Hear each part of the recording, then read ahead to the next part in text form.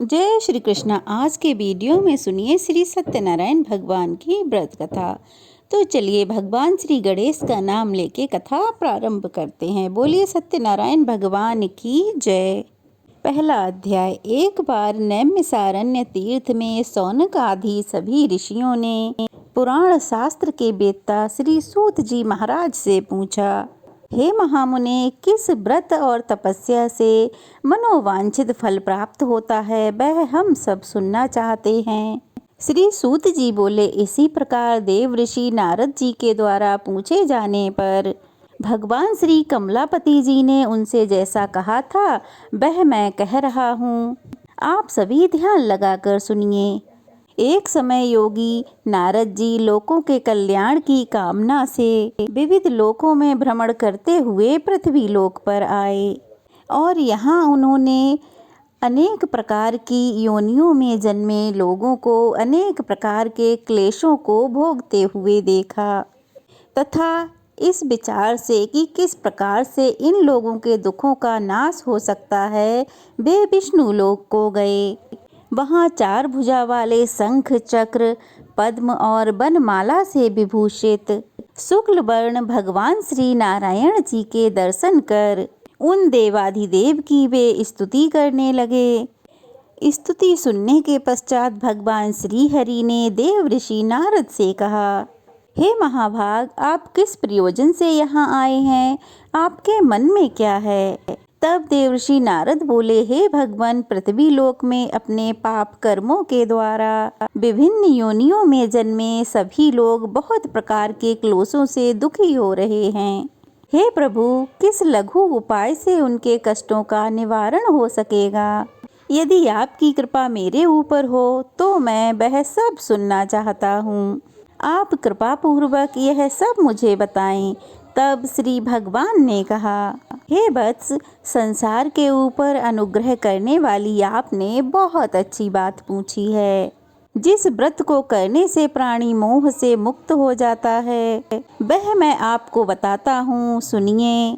स्वर्ग और पृथ्वी लोक में दुर्लभ भगवान श्री सत्यनारायण भगवान का व्रत है। आपके स्नेह के कारण मैं इस समय आपसे कह रहा हूँ। विधि विधान से भगवान श्री सत्यनारायण का व्रत कर मनुष्य पृथ्वी पर सुख भोग कर शीघ्र ही विष्णु लोक को जाता है। भगवान की ऐसी वाणी सुनकर देव ऋषि नारद कहने लगे, हे प्रभु, इस व्रत को करने का फल क्या है तथा इसका विधान क्या है? इस व्रत को किसने किया और यह व्रत कब करना चाहिए, यह सब भी विस्तार पूर्वक बतलाइए। तब भगवान श्री हरि कहने लगे, यह श्री सत्यनारायण भगवान का व्रत दुख शोक का शमन करने वाला है, धन धान्य की वृद्धि करने वाला, सौभाग्य और संतान देने वाला तथा सर्वत्र विजय प्रदान करने वाला है। जिस किसी दिन भी भक्ति और श्रद्धा से समन्वित होकर मनुष्य ब्राह्मणों और बंधु बांधवों के साथ धर्म में तत्पर होकर शयन काल में भगवान श्री सत्यनारायण जी की पूजा करे, नैवेद्य के रूप में उत्तम कोटि के भोज्य पदार्थों को सबाया मात्रा में भक्ति पूर्वक अर्पित करना चाहिए। केले के फल, दूध, दही, घी, गेहूं का चूर्ण अथवा गेहूं के चूर्ण के अभाव में साठी का चूर्ण, शक्कर या गुड़, यह सब योग्य सामग्री सबाया मात्रा में एकत्रित कर निवेदित करनी चाहिए। बंधु बांधवों के साथ भगवान श्री सत्यनारायण जी की कथा सुनकर ब्राह्मणों को भोजन कराना चाहिए। भक्ति पूर्वक प्रसाद ग्रहण करके नृत्य गीत आदि का आयोजन करना चाहिए। इसके बाद भगवान श्री सत्यनारायण का स्मरण करते हुए अपने घर को जाना चाहिए। ऐसा करने से मनुष्यों की मनोकामना अवश्य ही पूर्ण होती है। विशेष रूप में पृथ्वी लोक पर कलयुग में यह सबसे छोटा और सरल उपाय है। दूसरा अध्याय। श्री सूत जी ने कहा, हे ऋषियों, जिन्होंने पहले समय में इस व्रत को किया है, अब उनका इतिहास बताता हूँ, आप सब ध्यान पूर्वक सुने। सुंदर काशीपुरी नगरी में एक अत्यंत निर्धन ब्राह्मण रहता था। वह ब्राह्मण भूख और प्यास से बेचैन होकर पृथ्वी पर घूमता रहता था। ब्राह्मणों से प्रेम करने वाले श्री विष्णु जी एक दिन उस ब्राह्मण को देखकर बूढ़े ब्राह्मण का भेष धारण करके उस ब्राह्मण के पास जाकर आदर के साथ पूछने लगे, हे विप्रदेव, तुम नित्य ही दुखी होकर पृथ्वी पर क्यों घूमते हो? तब उस विप्र ने कहा, मैं भिक्षा पाने के लिए इस पृथ्वी पर घूमता हूँ। यदि आप कोई इसका उपाय जानते हो तो कृपा कर बताएं। बूढ़े ब्राह्मण का रूप धारण किए श्री विष्णु जी ने कहा, हे विप्रवर, श्री सत्यनारायण भगवान सब इच्छाओं को पूर्ण करने वाले हैं, इसीलिए तुम उनका पूजन करो, इससे मनुष्य सब दुखों से दूर हो जाता है। ब्राह्मण को व्रत का सारा विधान बताकर बूढ़े ब्राह्मण के रूप में आए श्री भगवान अंतर्ध्यान हो गए। जिस व्रत को वृद्ध ब्राह्मण ने बताया है वह मैं अवश्य करूँगा, ऐसा विचार कर वह ब्राह्मण अपने घर को चला गया। अगले दिन वह जल्दी उठा और श्री सत्यनारायण भगवान का पूजन करने का निश्चय कर भिक्षा मांगने के लिए चल दिया। उस दिन उसको भिक्षा में बहुत सारा धन मिला, जिससे उसने पूजा का सामान खरीदा और घर आकर अपने बंधु बांधवों के साथ श्री सत्यनारायण भगवान का व्रत किया। ऐसा करने से वह ब्राह्मण समस्त दुखों से छूटकर अनेक प्रकार की सुख समृद्धियों से युक्त हुआ। तभी से वह ब्राह्मण हर मास यह व्रत करने लगा। इसी प्रकार श्री सत्यनारायण भगवान के व्रत को जो शास्त्र विधि अनुसार करेगा वह सब पापों से मुक्त होकर मोक्ष को प्राप्त हो जाएगा। आगे भी इस पृथ्वी पर जो मनुष्य सत्यनारायण भगवान का व्रत करेगा वह सब पापों से छूट जाएगा। इस प्रकार नारद जी से कहा हुआ श्री सत्यनारायण भगवान का व्रत मैंने आपसे कहा। तब मुनियों ने कहा, हे विप्रवर, संसार में इस व्रत को इस मुनि से सुनकर और किस किस ने किया, यह भी हम सब सुनना चाहते हैं। तब श्री सूत जी महाराज कहने लगे, हे मुनिवरों, इस व्रत को जिस जिस व्यक्ति ने भी किया है अब उन सब की कथा भी सुनो। एक समय वह ब्राह्मण धन और ऐश्वर्य के हिसाब से अपने बंधु बांधवों के साथ सत्यनारायण भगवान का पूजन कर रहा था। ठीक उसी समय एक लकड़हारा आया, उसने लकड़ियां बाहर रख दी और वह ब्राह्मण के घर चला गया। प्यास से व्याकुल उस लकड़हारे ने ब्राह्मण को व्रत करते हुए देखा तो वह अपनी प्यास भूलकर वहीं बैठ गया। उसने ब्राह्मण को प्रणाम किया और पूछा, हे ब्राह्मण देवता, आप यह किसका पूजन कर रहे हैं और इसको करने से क्या फल मिलता है, कृपया मुझे भी बताइए। तब ब्राह्मण ने कहा, सब मनोकामनाओं को पूर्ण करने वाला यह श्री सत्यनारायण भगवान का व्रत है। इन्हीं की कृपा से मेरे यहाँ धन धान्य आदि की वृद्धि हुई है। विप्र से इस व्रत के बारे में जानकर वह लकड़हारा बहुत प्रसन्न हुआ। भगवान का चरणामृत लेकर भोजन करने के बाद वह अपने घर को चला गया। अगले दिन लकड़हारे ने अपने मन में निश्चय किया कि आज लकड़ी बेचकर जो भी धन मिलेगा मैं उससे श्री सत्यनारायण भगवान का पूजन करूँगा। ऐसा निश्चय कर वह लकड़हारा लकड़ियां सिर पर रखकर जिस नगर में धनवान लोग रहते थे वहां चला गया। उस दिन लकड़हारे को लकड़ियों के बदले चौगुने दाम मिले।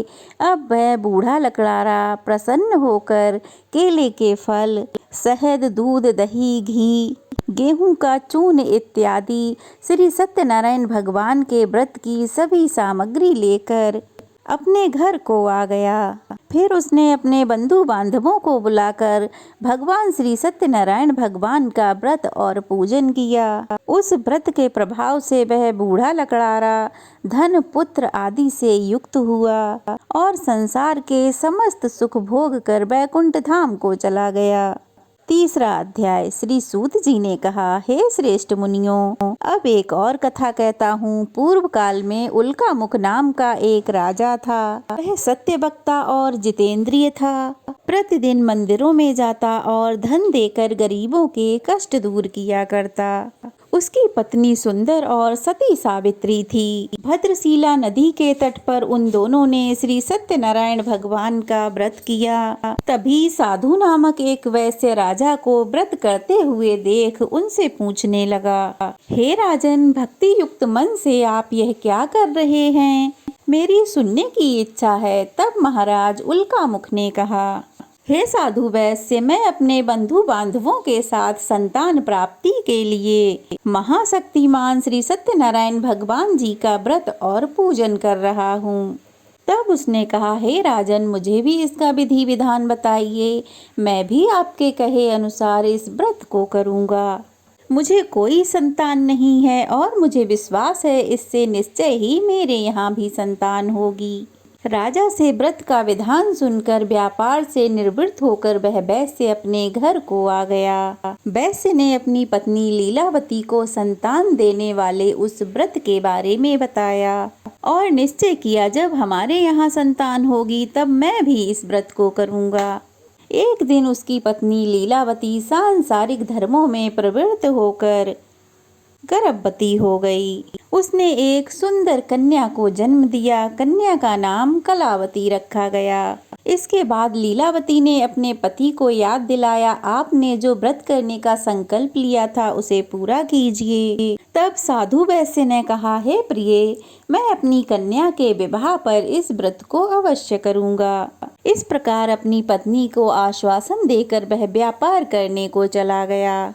व्यापार से लौटने के बाद उसने सखियों के साथ अपनी पुत्री को खेलते हुए देखा, तो उसने तुरंत ही अपनी कन्या के लिए वर की तलाश की। कंचन नगर के एक सुयोग्य वणिक पुत्र से अपने बंधु बांधवों सहित अपनी कन्या का विवाह कराया। अब वैश्य विवाह के समय भी सत्यनारायण भगवान का व्रत करना भूल गया। इस पर श्री सत्यनारायण भगवान की लीला हुई। साधु वैश्य अपने जमाता के साथ नाव को लेकर व्यापार करने के लिए समुद्र के समीप स्थित रत्नसारपुर नगर में गया। दोनों ससुर और जमाई राजा चंद्रकेतु के नगर में व्यापार करने लगे। एक दिन भगवान श्री सत्यनारायण की माया से प्रेरित हो राजा का धन चुराकर भाग रहा था। राजा के दूतों को अपने पीछे आता देखकर चोरों ने वह सारा धन, जहां वह ससुर और जमाई सो रहे थे, उनके समीप ही रखकर भाग गए। अब राजा के दूतों ने जब सारा धन ससुर और जमाई के पास रखा देखा, तो उन दोनों को पकड़कर राजा के पास ले गए। अब राजा ने ससुर और जमाई दोनों को कारावास में डलवा दिया। सत्यनारायण भगवान की लीला से इधर साधु वैश्य के घर में चोर चोरी करके ले गए और उसकी पत्नी और पुत्री बहुत दुखी होने लगे। एक दिन शारीरिक और मानसिक पीड़ा से दुखी होकर भोजन की तलाश में कलावती एक ब्राह्मण के घर पहुंची। वहां उसने श्री सत्यनारायण भगवान का व्रत होते देखा तो वह बैठ गई। उसने कथा सुनी और प्रसाद पाकर घर वापस लौट आई। तब उसकी माता ने पूछा, हे पुत्री, तू अब तक कहाँ थी और तेरे मन में क्या है? तब कलावती ने कहा, माता, मैंने सत्यनारायण भगवान का व्रत होते देखा है। मैं वहीं बैठकर कथा सुन रही थी। तब अपनी पुत्री की बातें सुनकर लीलावती को भी सत्यनारायण भगवान का व्रत करने का ध्यान आया और उसने भी व्रत पूजा करने की तैयारी की। फिर उसने अपने परिवार और बंधु बांधवों सहित श्री सत्यनारायण भगवान का व्रत पूजन किया। उसने मनोकामना मांगी कि मेरे पति और जमाई शीघ्र ही घर लौट आएं और अपने अपराधों के लिए भी क्षमा मांगी। इससे सत्यनारायण भगवान प्रसन्न हुए और उन्होंने राजा चंद्रकेतु को स्वप्न में दर्शन देते हुए कहा, हे राजन, तुमने जिन दो वैश्यों को बंदी बना रखा है वे निर्दोष हैं, उन्हें प्रातःकाल ही छोड़ देना। ऐसा कहकर भगवान स्वप्न से अंतर्ध्यान हो गए। प्रातःकाल राजा चंद्रकेतु ने सभा में सभी को अपना स्वप्न सुनाया और सैनिकों को आज्ञा दी दोनों को कारागार से मुक्त कर सभा में लाया जाए। दोनों ने आकर राजा को प्रणाम किया। तब राजा उनसे कहने लगा, हे महान भाव, तुम्हें अज्ञानता पूर्वक यह कष्ट प्राप्त हुआ है। अब तुम्हें कोई भय नहीं है। अब तुम दोनों मुक्त हो। ऐसा कहकर राजा ने उन्हें नए नए वस्त्र आभूषण दिए और उनका जितना धन लिया था उससे 2 गुना कर उन्हें वापस कर दिया। इस प्रकार वे दोनों वैश्य अपने घर को चल दिए। चौथा अध्याय। श्री सूत जी ने कहा, वैश्य और जमाई ने मंगलाचार करके यात्रा आरंभ की। और अपने नगर की ओर चल पड़े। थोड़ी दूर आगे ही बढ़े थे कि एक दंडी वेशधारी श्री सत्यनारायण भगवान जी उन्हें मिले और उनसे पूछने लगे, हे वैश्य, तेरी नाव में क्या है? अभिमानी वैश्य हंसता हुआ कहने लगा, हे दंडी, आप ऐसा क्यों पूछते हैं? क्या धन लेने की इच्छा है? मेरी नाव में तो लता पत्ता भरा है। वैश्य के ऐसे कठोर वचन सुनकर श्री दंडी महाराज रूपी श्री सत्यनारायण भगवान ने कहा, तुम्हारा वचन सत्य हो। ऐसा कहकर वे थोड़ी दूर आगे जाकर नदी किनारे बैठ गए। वैश्य ने महाराज के जाते नित्य क्रिया से निवृत्त होकर जब अपनी नाव को देखा तो नाव पानी में ऊंची उठी थी। यह देख उसको बड़ी हैरानी हुई। अपनी नाव में बेल पत्ते आदि देखकर वैश्य मूर्छित होकर वहीं गिर पड़ा। होश आने पर अत्यंत शोक प्रकट करने लगा। तब उसके जमाई ने कहा, आप शोक प्रकट ना करें, यह दंडी महाराज का श्राप है, अतः हमें अब उन्हीं की शरण में चलना चाहिए, तभी हमारी मनोकामना पूरी होगी। अपने जमाई के वचन सुनकर वह वैश्य दंडी महाराज के निकट पहुंचा और उन्हें प्रणाम करके कहने लगा, हे प्रभु, मैंने जो आपसे असत्य वचन कहे थे उनके लिए मुझे क्षमा कर दीजिए। ऐसा कह के वैश्य रोने लगा। तब दंडी महाराज बोले, हे बणिक, मेरी आज्ञा से ही तुझे बार बार दुख प्राप्त हुआ है, क्योंकि तू मेरी पूजा से विमुख हुआ है। तब उसने कहा, हे प्रभु, आपकी माया से ब्रह्मादि देवता भी आपके रूप को नहीं जान पाते, तब मैं अज्ञानी भला कैसे जान सकता हूँ? आप प्रसन्न होइए प्रभु, मैं अपनी सामर्थ्य के अनुसार आपकी पूजा अवश्य करूँगा। कृपया मेरी रक्षा कीजिए और पहले के समान मेरी नौका में धन भर दीजिए। उसके इस प्रकार भक्ति युक्त वचन सुनकर श्री सत्यनारायण भगवान प्रसन्न हो गए और उसकी इच्छा अनुसार वरदान देकर अंतर्ध्यान हो गए। अब जमाई ससुर ने आकर देखा नाव पहले के समान धन से भरी हुई थी। फिर ससुर जमाई ने सत्यनारायण भगवान का पूजन किया और अपने नगर की ओर चल दिए। जब वह अपने नगर के निकट पहुंचा तो उसने एक दूत को अपने घर भेज दिया। दूत घर पहुंचा और दूत ने उसकी पत्नी को नमस्कार किया और कहने लगा, आपके पति अपने जमाता सहित नगर के निकट आ गए हैं। जब दूत आया तब साधु की पत्नी और कन्या सत्यनारायण भगवान का पूजन कर रही थी। दूत के वचन सुनकर बड़े हर्ष के साथ लीलावती ने पूजन समाप्त किया और अपनी कन्या से कहा, मैं अपने पति के दर्शन को जाती हूँ, तू भी पूजा समाप्त कर शीघ्र ही आ जाना। परंतु उसकी कन्या ने पूजन तो किया लेकिन प्रसाद ग्रहण नहीं किया और जल्दी जल्दी अपने पति के दर्शन को चली गई। यह सब देख सत्यनारायण भगवान को क्रोध आया और उन्होंने उसके पति को नौका सहित जल में डुबो दिया।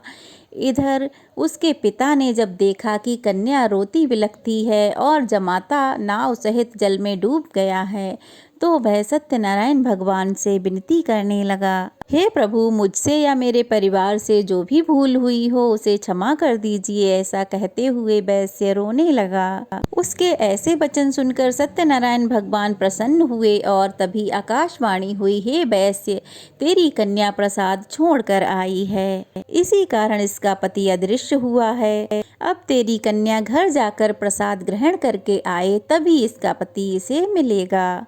आकाशवाणी समाप्त होने पर कलावती घर को गई, पूजन समाप्त किया, प्रसाद ग्रहण किया और अपने पति के दर्शन को आई। ऐसा करते ही नाव सहित उसका पति ऊपर आ गया। फिर वैश्य ने वहीं बंधु बांधवों सहित श्री सत्यनारायण भगवान का व्रत पूजन किया और इस लोक के सुख भोग कर अंत में परलोक को चला गया। 5वां अध्याय। श्री सूत जी ने आगे कहा, मैं एक और कथा कहता हूँ। प्रजापालक में लीन तुंगध्वज नाम का एक राजा रहता था। उसने भगवान श्री सत्यनारायण का प्रसाद त्याग कर बहुत दुख पाया। एक दिन राजा वन्य पशुओं को मारकर बड़ के वृक्ष के नीचे बैठा था। वहां उसने ग्वालों को बंधु बांधवों सहित भक्ति भाव से सत्यनारायण भगवान का पूजन करते देखा। लेकिन राजा अभिमान बस ना तो वहां गया और ना ही उसने भगवान को प्रणाम किया। जब ग्वालों ने भगवान का प्रसाद उसके सामने रखा तो वह प्रसाद को त्याग कर अपने नगर को चला गया। नगर में पहुंचकर उसने देखा कि उसका राज्यपाट सब नष्ट हो गया है। तब वह समझ गया यह सब सत्यनारायण भगवान ने ही किया है। तब वह फिर उसी स्थान पर गया और ग्वालों के साथ विधि पूर्वक पूजन करके प्रसाद ग्रहण किया। फिर सत्यनारायण भगवान की कृपा से सब कुछ पहले जैसा हो गया और फिर वह सारे सुखों को भोग कर अंत में स्वर्गलोक को चला गया। जो मनुष्य इस परम दुर्लभ व्रत को करेगा, श्री सत्यनारायण भगवान की कृपा से धन धान्य सुख समृद्धि की प्राप्ति होगी। इस व्रत के प्रभाव से निर्धन धनी बंदी बंधन से मुक्त होकर निर्भय हो जाता है। संतानहीनों को संतान प्राप्त होती है और सभी मनोरथ पूर्ण होकर अंत में वह बैकुंठ धाम को जाता है। जिन्होंने पहले इस व्रत को किया, अब उनके दूसरे जन्म की कथा भी सुनिए। सतानंद नामक ब्राह्मण ने सुदामा के रूप में जन्म लेकर भगवान श्री कृष्ण की भक्ति कर मोक्ष प्राप्त किया। उल्कामुख नाम के राजा महाराज दशरथ बने और श्री रंगनाथ जी का पूजन कर बैकुंठ लोक को प्राप्त हुए। साधु नामक वैश्य धर्मात्मा मोरध्वज राजा हुआ और अपने पुत्र को आरे से चीर कर मोक्ष को प्राप्त किया। महाराज तुंगध्वज स्वयंभू मनु हुए। उन्होंने बहुत से लोगों को भगवान की भक्ति में लीन कर स्वयं मोक्ष को प्रदान हुए। और वह लकड़ारा बील अपने अगले जन्म में गुह नामक निषाद राजा हुआ, जिसने भगवान श्री राम के चरणों की सेवा की और मोक्ष को प्राप्त हुआ। श्री सत्यनारायण भगवान की कथा समाप्त। प्रेम से बोलो सत्यनारायण भगवान की जय। अगर आपको वीडियो पसंद आई हो तो वीडियो को लाइक करके शेयर करें। अगर नए हैं तो चैनल को सब्सक्राइब करें। वीडियो को ज़्यादा से ज़्यादा शेयर करें। जय श्री कृष्णा।